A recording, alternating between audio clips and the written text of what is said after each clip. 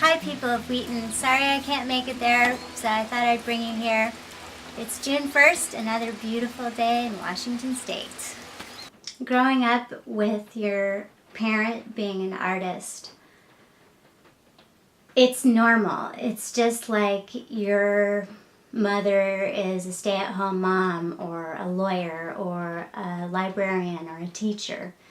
My mom was an artist and we traveled all over the place and we're in and out of a lot of different studios, and it was pretty amazing in a lot of ways. And my mom's world as an artist was always filled with a lot of sort of fantastical elements. You know, it felt very like a fairy tale come to life.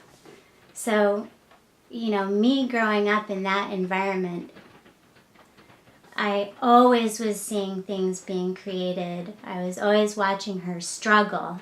It was really hard. You know, she was a single mom at a time when being a woman in the glass world wasn't necessarily very easy.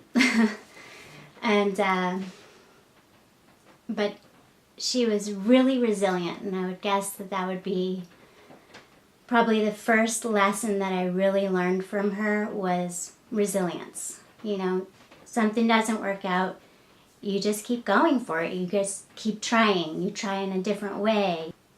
So one of the questions that was asked was, how did I break away to create my own voice as an artist? And interestingly enough, I didn't really feel like I ever needed to break away. I guess I did that naturally growing up in my own life. I mean, I broke away in that I wasn't an artist. I went out and I did other jobs, and I had a whole other life that was completely removed from the artist world, from the glass world. I had to come back to my mom and my mom's house and studio to become an artist. My mom, what she did for me is she gave me a studio. She gave me materials. She let me do whatever I wanted with all of her stuff. To this day, we are what I call studio mates. We have separate studios. I'm up here and she's down the hill. Whenever we're sort of stuck or need help, you know, we're on the phone talking to each other. Hey, what are you doing right now? Can you come up and help me? And it's a really nice relationship that we have. Not everybody gets to have that. It's very rare, I think, for anybody to have it with their parent. So one of the other things that's been really kind of fun and interesting that we've done is that we work as a collaborative team a lot.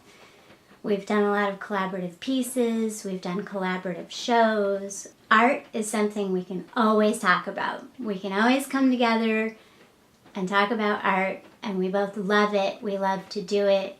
And, you know, at no other time in history, or our history, I think, do we appreciate more, you know, what a luxury it really is to be able to make art is a real blessing. For me, it's my own personal sort of meditation.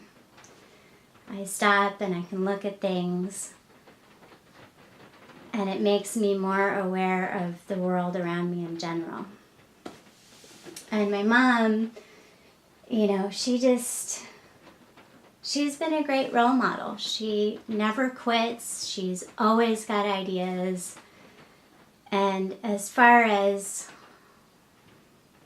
an influence on my life, you know, she's really taught me not only the resilience and the perseverance, but also just the joy of making, how fun that can be.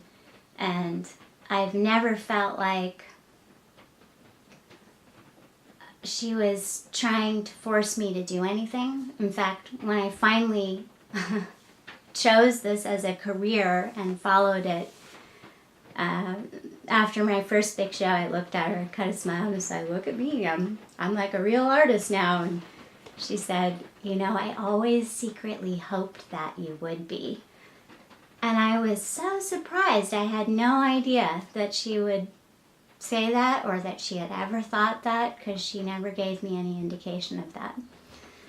So, you know, all the freedom that she gave me, in a way, gave me the ability to always have my own voice. And I've always felt very independent and separate, and yet at the same time, you know, it's that kind of respect through freedom that has allowed us to come back together as a team.